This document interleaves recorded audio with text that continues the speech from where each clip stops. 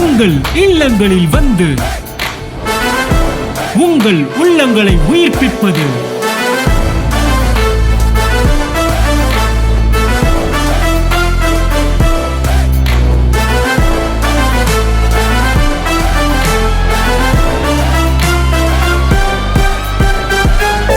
உங்கள் channel DJ.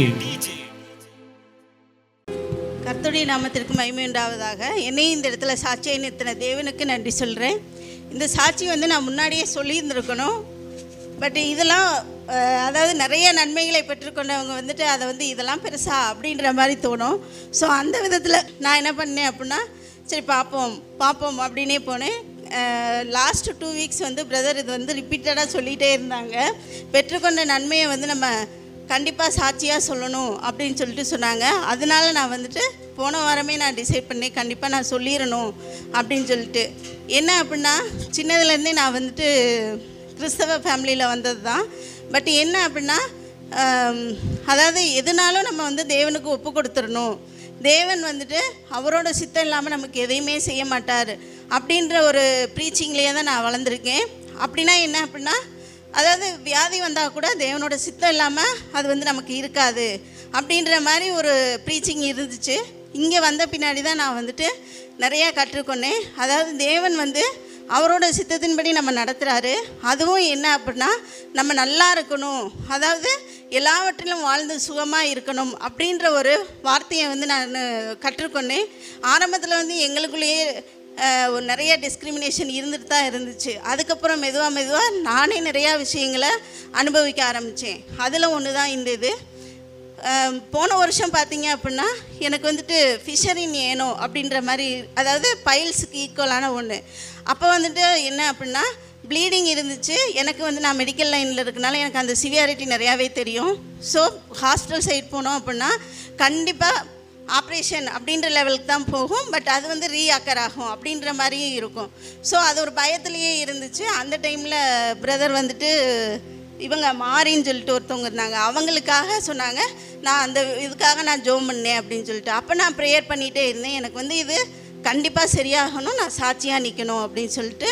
அது எனக்கு ஆட்டோமேட்டிக்காக. ஆனால் 1 இயர் நான் என்ன பண்ணேன் அப்படின்னா, இது ஹோமியோ எடுத்தேன். ஏன்னா மெடிக்கல் போனோம் அப்படின்னா சர்ஜரி வரைக்கும் போயிடுவாங்க அப்படின்னு ஹோமியோக்குள்ளே போனேன். ஆனால் ஒரு ரிலீஃப்மே எனக்கு இல்லை. அப்புறம் நான் என்ன பண்ணேன், ஹோமியோ நிறுத்திட்டு வேணாம், இது எனக்கு ரிசல்ட்டை கொடுக்கல, தேவன் ஒருத்தர் தான் எனக்கு ரிசல்ட்டை கொடுப்பாருன்னு சொல்லிட்டு அதில் போனேன். அதில் எனக்கு விடுதலை கிடச்சிச்சு. அதுக்கப்புறம் போன பிப்ரவரியில் பார்த்தீங்க அப்படின்னா, தம்பி முன்னாடி நின்று வர்ஷிப் பண்ணார். அந்த 1 வீக்கு தான் இந்த இயரில் வர்ஷிப் பண்ணார். அப்போ ஒரு சாங் வந்துச்சு. அதாவது தேவன் நமக்கு சொன்ன வார்த்தைகளை நினைத்து நிறைவேற்றி முடித்திடுவார் அப்படின்ற வார்த்தை எனக்கு ரிப்பீட் ஆகிக்கிட்டே இருந்துச்சு. அப்புறம் அதே வீக் பிரதரும் என்ன சொன்னார் அப்படின்னா, விசுவாசம் நம்பிக்கை ரெண்டுக்கும் கண்டிப்பாக டிஃப்ரென்ஸ் இருக்குது அப்படின்ற ஒரு மெசேஜ் அந்த வீக்லேயே இருந்துச்சு. அதுக்கப்புறம் பார்த்தீங்கன்னா அப்படின்னா, ஒரு மேமோகிராம், அதாவது 30+, 35+ அப்படின்னா மேமோகிராம்னு சொல்லிட்டு ஒன்று எடுக்கணும் அப்படின்னு சொல்லிட்டு டாக்டர்ஸ் நார்மலாக அட்வைஸ் பண்ணுவாங்க. அப்போ நாங்கள் ஹெல்த் செக்கப் 30+ ஆயிடுச்சு, அதனால நான் ஒரு ஹெல்த் செக்கப் பண்ணணும்னு சொல்லிட்டு போனப்போ எனக்கு அதுக்கு முன்னாடியே ஒரு லெஃப்ட்டு ஆக்சிலாவில் என்ன செஞ்சு அப்படின்னா ஒரு கட்டி மாதிரி இருந்துச்சு. அப்போ எனக்கு ஒரு டவுட், ஏன்னா நம்ம மெடிக்கலில் இருக்கிறதுனால ரொம்பவே திங்க் பண்ண ஆரம்பிப்போம். ஸோ கட்டி மாதிரி இருக்குது, அதனால் ஒரு ஹெல்த் செக்கப் பண்ணிவிட்டு பார்த்துக்கலாம் அப்படின்னு சொல்லிட்டு போனப்போ அவங்க சொன்னாங்க, மேமோகிராம் எடுத்து பாருங்கள் அப்படின்னு. எனக்கு ஒரு பயம், அதில் பாசிட்டிவாக இருந்துச்சு அப்படின்னா எவ்வளவோ ட்ரீட்மெண்ட்லாம் இருக்குது அப்படின்னு சொல்லிட்டு ஒரு 6 months நான் அப்படியே தள்ளிட்டேன். அதுக்கப்புறம் பிப்ரவரியில் பார்த்தீங்க அப்படின்னா எனக்கு கொஞ்சம் பெயின், நிறையா சிம்டம்ஸ் இதெல்லாமே இருக்க ஆரம்பிச்சிச்சு. அப்போ நான் போய் மேமோகிராம் எடுத்து பார்த்துருவோம், பாசிட்டிவாக இருந்தாலும் சரி நெகட்டிவாக இருந்தாலும் சரி, அதுக்கப்புறம் யோசிச்சுக்கலாம் அப்படின்னு சொல்லிட்டு. அப்போ மேமோகிராம் போகிறப்போ பாசிட்டிவ் அப்படின்றது இந்த ரிசல்ட் நான் வச்சுருக்கேன். மார்ச்சில் போய் நாங்கள் பண்ணுறோம். அந்த வீக்கு, அதாவது மேமோகிராம் போகிறதுக்கு முந்தின வீக்கு தான் தம்பி பாட்டு பாடினா அந்த லைன் எனக்கு ரிப்பீட் ஆகிக்கிட்டே இருந்துச்சு. அப்போ நான் ப்ரேயர் பண்ணுறேன், நான் மேமோகிராம் போனாலும் எனக்கு நீர் அதிசயங்களை காண்பிக்கிற தேவன் அப்படின்னு. மேமோகிராமில் என்ன வந்துச்சு அப்படின்னா, ரிசல்ட்டு பைலேட்ரல் ஃபைப்ரோ அடினோசிஸ் அப்படின்னு சொல்லிட்டு வந்துருச்சு. அதாவது இது கேன்சருக்கு சான்சஸ் இருக்குது அப்படின்னு சொல்லிட்டு வந்துருச்சு. அப்போ அங்கே என்ன சொன்னாங்க அப்படின்னா, கண்டிப்பாக நீங்கள் வந்துட்டு எஃப்என்ஏசி இல்லாட்டினா பயாப்சி வந்து ரிசல்ட்டு பார்க்கணும் அப்படின்னு சொல்லிட்டு சொன்னாங்க. எனக்கு அந்த இந்த சாங்கோட லைன் ரிப்பீட் ஆகிக்கிட்டு தான் இருக்குது. நான் வந்து ப்ரேயர் பண்ணவும் முடியல, அந்த லைன் மட்டும்தான் எனக்கு ரிப்பீட் ஆகுது. அன்றைக்கி நைட்டு வந்துட்டு நான் பயங்கரமாக அழுகிறேன். என் ஹஸ்பண்ட் வந்துட்டு சொல்கிறாரு, அதெல்லாம் ஒன்றும் இல்லை, ஆண்டவர் வந்து நமக்காக எல்லாத்தையும் செஞ்சு முடிச்சிட்டாரு அப்படின்னு சொல்லிட்டு நாங்கள் 2 பேருமா நைட்டு உட்காந்து, பிள்ளைகளுக்கு கூட தெரியாது, நைட்டு உட்காந்து நாங்கள் 2 பேரும் ப்ரேயர் பண்ணுறோம். அடுத்து வந்துட்டு எஃப்என்ஏசி எடுக்கணும். அந்த வெனஸ்டே வந்து பிரதரோட பைபிள் ஸ்டடிக்கு வந்து அவர் வராரு. அப்போ நான் சொல்கிறேன், நீங்கள் சொல்லி ப்ரேயர் பண்ணிட்டு வாங்க அப்படின்னு. பட் அவரோட பழக்கம் என்ன அப்படின்னா, ஸ்பெசிஃபிக்காக சொல்லி ப்ரேயர் பண்ண மாட்டார். ஏன்னா வியாதி அப்படின்றது ஒரு நெகட்டிவ், அதனால் நம்ம வாயால் சொல்லக்கூடாது அப்படின்ற ஒரு ஸ்ட்ராங்கான ஒரு பிலீஃப் இருக்குது. அப்போது காமனாக ப்ரேயர் பண்ணிவிட்டு வந்துட்டார். அடுத்த நாள் நாங்கள் எஃப்என்ஏசி போகிறோம். போயிட்டு அப்போ நான் ப்ரேயர் பண்ணிவிட்டு போகிறேன். இருந்த இடம் தெரியவே கூடாது, தேடியும் காணாதிருப்பாய் அன்ற வாக்குத்தத்தம் வந்து எனக்கு வந்து நிறைவேறணும் அந்த இடத்துல அப்படின்னு போய் ஸ்கேனில் படுக்க வச்சுருக்காங்க. ஸ்கேன் ப்ரோப் வச்சு தேடிக்கிட்டே இருக்காங்க. அந்த டியூமர் எங்கே இருக்குன்னே அவங்களுக்கு கண்டுபிடிக்க முடியல.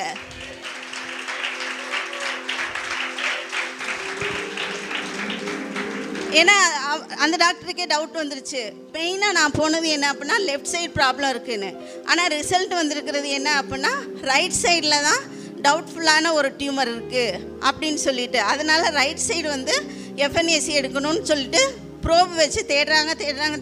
ஒரு 1/2 ஹவராக எனக்கு ஒரு சந்தோஷம், தேடியும் காணாதிருப்பாயின்னு ஆண்டவர் சொல்லியிருக்காருல்ல, அது வந்து இருக்குது அப்படின்னு சொல்லிட்டு. ஆனாலும் அவங்க வந்து எனிவே அது ப்ரொசீஜர் அப்படின்றதுக்கு ஏதோ ஒரு இதில் பயாப்சி இது எஃப்என்ஏசி எடுத்து, அதாவது நீடில் ஆஸ்பிரேஷன் அதை எடுத்து டெஸ்ட்டுக்கு அனுப்பிட்டாங்க. அனுப்பின பின்னாடியும் எனக்கு ஒரு பயம், அது பாசிட்டிவாக வந்துடுமோ அப்படின்னு சொல்லிட்டு நாங்கள் அந்த சண்டேவும் பிரதர்கிட்ட ப்ரேயர் பண்ணிட்டு தான் போனோம். அதுக்கப்புறம் அடுத்த டியூஸ்டே தான் ரிசல்ட் வந்துச்சு. போனாலும் அவங்களும் என்ன சொல்கிறாங்க, இப்போ எஃப்என்ஏசி தான் எடுத்திருக்கோம், பயாப்சி தான் நம்ம கன்ஃபார்ம் பண்ண முடியும். பட் எஃப்என்ஏசிலேயே 2வது இதில் வந்துருச்சு நான் கேன்சரஸ் அப்படின்னு சொல்லிட்டு வந்துருச்சு.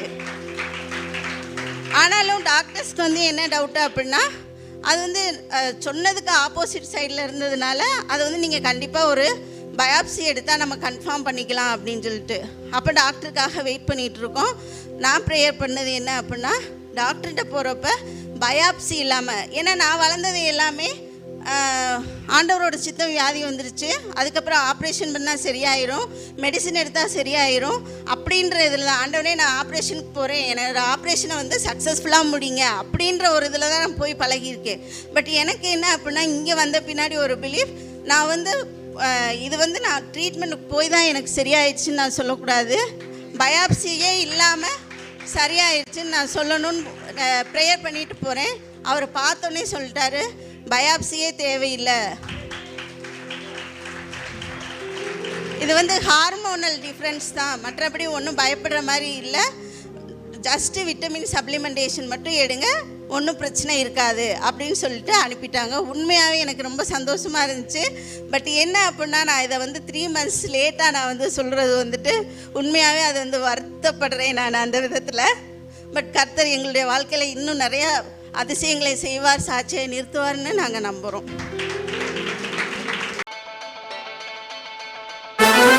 உங்கள் இல்லங்களில் வந்து உங்கள் உள்ளங்களை உயிர்ப்பிப்பது